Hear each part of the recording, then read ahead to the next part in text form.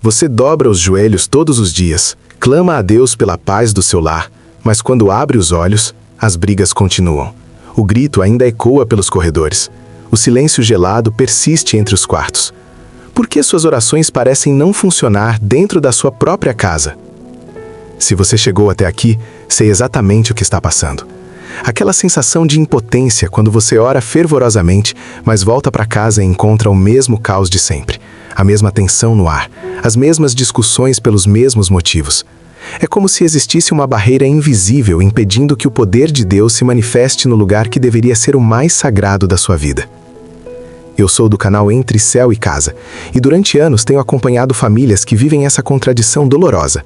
Servem a Deus fielmente, mas enfrentam guerras constantes em seus lares.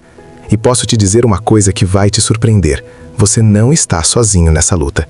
Na verdade, pesquisas recentes mostram que 73% das famílias cristãs relatam conflitos constantes, mesmo sendo praticantes assíduas da fé.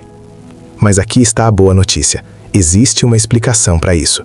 E mais importante ainda, existe uma solução. Hoje vou revelar os 4 motivos ocultos que impedem suas orações de transformarem seu lar.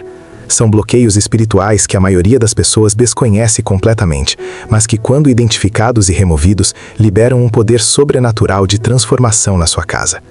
Este é um espaço seguro para quem busca respostas verdadeiras, não respostas prontas ou clichês espirituais. Se você está cansado de orar sem ver resultados, se está exausto de tentar manter a paz sozinho, então este vídeo foi feito especialmente para você. Mas antes de revelar esses motivos, preciso te contar sobre Maria, uma história real que vai te fazer repensar tudo o que você sabe sobre oração familiar. Maria era exatamente como muitos de vocês que estão assistindo agora. Mãe dedicada de 3 filhos, casada há 15 anos e uma das líderes de intercessão mais respeitada da sua igreja. Sua rotina de oração era impressionante. Acordava todos os dias às 5 da manhã para passar 2 horas em oração. Jejuava semanalmente. Participava de todos os grupos de oração. Era conhecida por todos como uma mulher de fé inabalável. Mas dentro de casa, a realidade era completamente diferente. Os filhos adolescentes viviam em rebeldia constante. O marido estava cada vez mais distante e irritadiço. As discussões familiares eram tão intensas que os vizinhos já haviam reclamado do barulho. E o mais doloroso de tudo, parecia que quanto mais ela orava, pior ficava o ambiente familiar. Maria chegou ao ponto de questionar sua própria fé.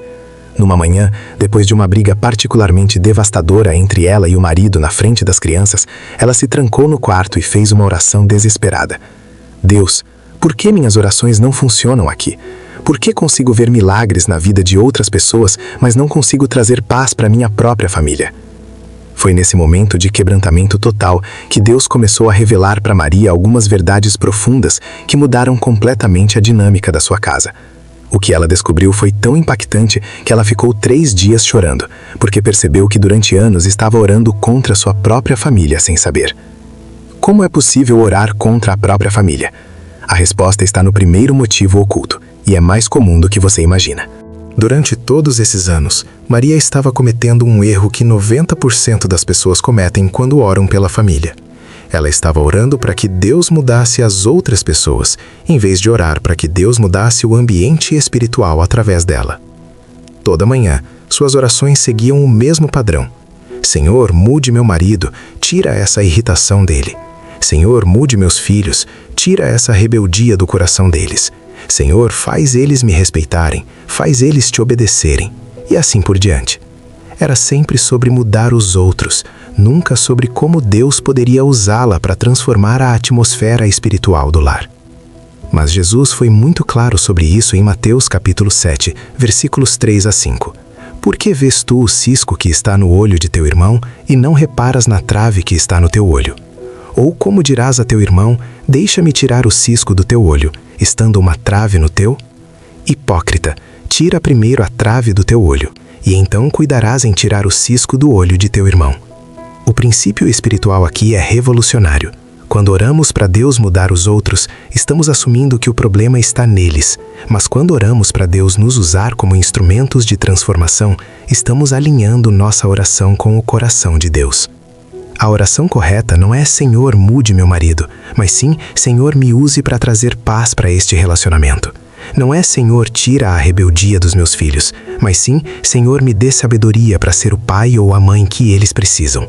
Não é Senhor, faz eles me respeitarem, mas sim, Senhor, me ajude a ser digno do respeito deles. Essa mudança de perspectiva nas orações de Maria foi apenas o início, porque quando ela começou a orar dessa forma, Deus começou a revelar camadas ainda mais profundas de bloqueios espirituais na sua casa. E o segundo motivo que ele mostrou mexe com forças espirituais ancestrais que a maioria das pessoas nem imagina que existem. Maria descobriu que havia heranças espirituais negativas sendo transmitidas através das gerações da sua família, coisas que ela nem sabia que estavam influenciando o ambiente do seu lar. As heranças espirituais são padrões de comportamento, pensamento e relacionamento que são passados de pais para filhos, de geração em geração. Não estamos falando apenas de genética ou criação, mas de correntes espirituais que influenciam a atmosfera familiar por décadas ou até mesmo séculos. No caso de Maria, os sinais estavam todos lá, mas ela nunca havia conectado os pontos. As brigas entre ela e o marido sempre aconteciam pelos mesmos motivos que seus pais brigavam. As mesmas palavras ferinas, os mesmos padrões de ofensa e mágoa. Era como se existisse um roteiro invisível sendo seguido inconscientemente. Quando Maria começou a investigar a história da sua família, ela descobriu algo assombroso. Por 4 gerações consecutivas, as mulheres da família dela viviam em casamentos conflituosos. A bisavó, a avó, a mãe, todas haviam passado por divórcios traumáticos ou permanecido em relacionamentos completamente destruídos. E agora, sem perceber, Maria estava repetindo exatamente o mesmo padrão.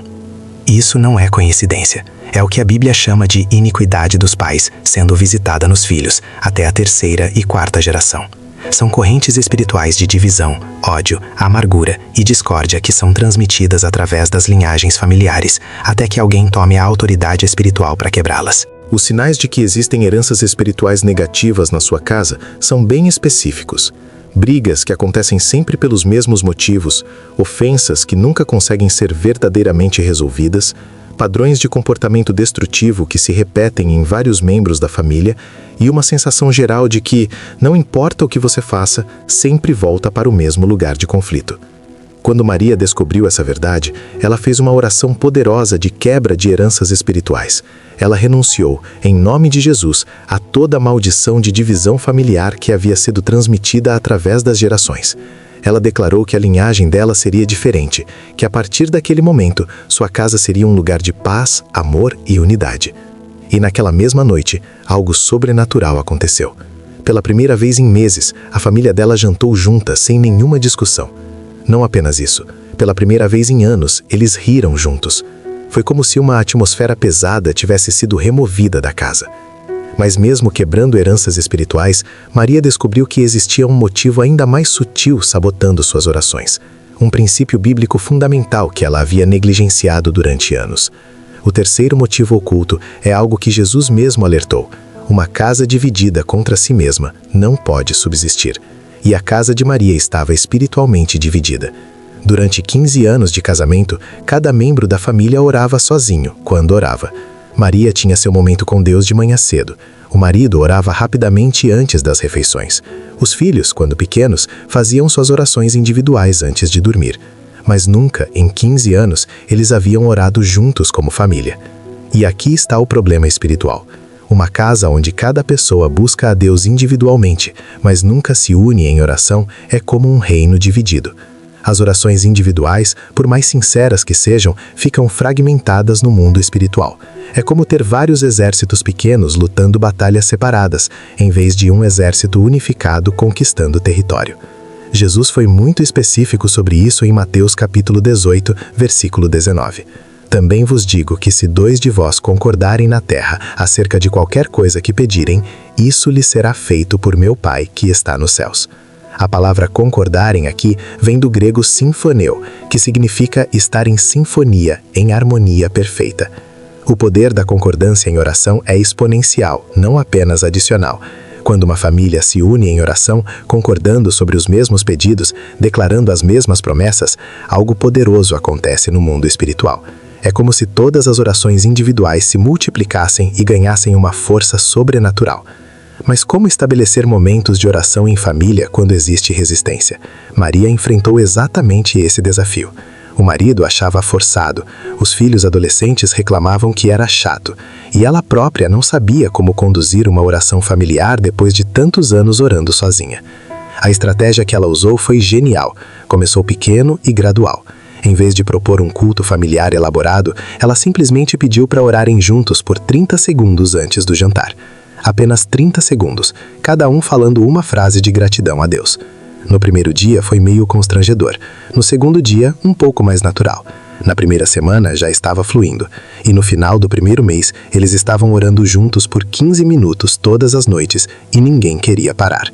Mas foi no primeiro dia que a família orou junta que aconteceu algo que deixou Maria em choque. O filho mais rebelde, de 16 anos, que havia brigado feio com ela na manhã daquele mesmo dia, pediu perdão espontaneamente durante a oração. Ele simplesmente parou no meio da oração e disse: "Mãe, desculpa por ter gritado com você hoje. Não era para ter acontecido." Coincidência? Maria pensou que sim, até descobrir o quarto e último motivo oculto. Existiam pecados não confessados criando muros invisíveis entre a família dela e Deus. E enquanto esses muros existissem, as orações ficariam bloqueadas. O Salmo 66, versículo 18, é cristalino sobre isso. Se eu atender à iniquidade no meu coração, o Senhor não me ouvirá. A palavra atender aqui significa acolher, abrigar, dar guarida.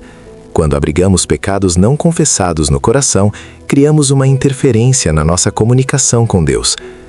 E aqui está o que Maria descobriu sobre si mesma. Ela estava guardando o rancor do marido há 8 anos por causa de uma traição emocional. Não foi uma traição física, mas ele havia desenvolvido uma amizade muito íntima com uma colega de trabalho, trocando mensagens carinhosas e confidências que deveriam ser compartilhadas apenas com a esposa. Quando Maria descobriu, houve uma crise no casamento. Ele pediu perdão, cortou contato com a colega, fez de tudo para reconquistar a confiança dela. E ela disse que havia perdoado. Mas no fundo do coração, ainda guardava mágoa, ainda sentia dor quando lembrava do episódio, ainda usava aquilo como munição nas discussões. Era um pecado sutil, falta de perdão disfarçada de mágoa justificada, mas estava bloqueando completamente suas orações. Era como se existisse uma parede entre ela e Deus, e enquanto essa parede existisse, suas orações batiam no teto e voltavam. Além da falta de perdão, Maria descobriu outros pecados que estava abrigando sem perceber.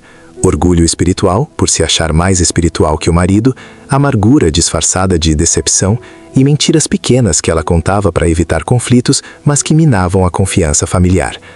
O processo de confessar esses pecados foi doloroso, mas libertador. Maria teve que ter conversas difíceis. Teve que pedir perdão por coisas que ela achava que estava certa em fazer. Teve que reconhecer falhas que doíam admitir. Mas no dia que ela perdoou o marido genuinamente, liberando-o completamente do erro do passado, a atmosfera da casa mudou instantaneamente. Foi como se um peso tivesse sido retirado do ar. As conversas ficaram mais leves, os sorrisos voltaram e até mesmo as crianças comentaram que a casa parecia diferente. 6 meses depois do início dessa jornada de descobertas, encontrei Maria novamente. A transformação era visível não apenas no semblante dela, mas na família toda. Perguntei qual havia sido o segredo final, e ela me disse algo que me arrepiou. Descobri que Deus não estava interessado em fazer minha família perfeita.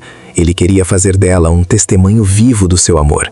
A guerra era necessária para mostrar o poder da reconciliação. Essa revelação mudou tudo para Maria. Ela percebeu que os conflitos não eram sinais de que Deus havia abandonado sua família. Eram oportunidades para experimentar o poder transformador do amor de Cristo, de uma forma que só é possível através do perdão, da reconciliação e da graça. Hoje a casa de Maria não é perfeita. Eles ainda têm desacordens, ainda passam por desafios como qualquer família normal. Mas existe uma paz sobrenatural que permeia o lar deles. Existe uma unidade espiritual que torna os conflitos temporários e superficiais, em vez de profundos e duradouros. Então, recapitulando os 4 motivos ocultos que podem estar impedindo suas orações de transformarem seu lar. Primeiro, orações focadas em mudar os outros em vez de transformar o ambiente através de você. Segundo, heranças espirituais negativas que precisam ser quebradas. Terceiro, falta de unidade em oração familiar. E quarto, pecados não confessados criando barreiras entre você e Deus. A verdade libertadora é esta: Deus quer usar os conflitos da sua família para ensinar todos vocês a amar como Ele ama. Com paciência sobrenatural, com perdão radical, com graça imerecida. Sua casa pode ser diferente. Paz real não é apenas possível, é a vontade de Deus para a sua família. Por onde começar hoje mesmo? Escolha um dos 4 motivos que mais tocou seu coração e comece por ali. Se você percebeu que suas orações estão focadas nos outros, mude o foco. Se você identificou heranças espirituais, faça uma oração de quebra. Se sua família nunca ora junta, proponha começar com 30 segundos antes de uma refeição. Se você está guardando pecados não confessados, tenha a coragem de confrontá-los hoje. A jornada vale a pena. Cada passo doloroso de confrontar a verdade, cada momento difícil de perdoar genuinamente, cada esforço para unir a família em oração, tudo isso vai produzir frutos que durarão por gerações. Mas há um 5º motivo que descobri recentemente. Algo que pode explicar por que algumas famílias mudam rapidamente e outras demoram anos para ver transformação. Esse será o tema do nosso próximo vídeo, e prometo que vai completar tudo o que conversamos hoje. Se este vídeo tocou seu coração, se você se identificou com a história de Maria, se inscreva no canal para não perder essa continuação. Nos comentários, compartilhe qual desses 4 motivos mais chamou sua atenção. Sua participação pode ajudar outras famílias que estão passando pelo mesmo desafio. Compartilhe este vídeo com alguém que precisa ouvir essa mensagem hoje. Pode ser aquela amiga que está sempre pedindo oração pela família, aquele casal que você sabe que está enfrentando dificuldades, ou mesmo um familiar que está passando por conflitos em casa. Lembre-se, você não está sozinho nessa jornada. Juntos somos mais fortes, e entre o céu e a sua casa existe apenas uma oração sincera de distância. Até a próxima e que Deus abençoe abundantemente o seu lar.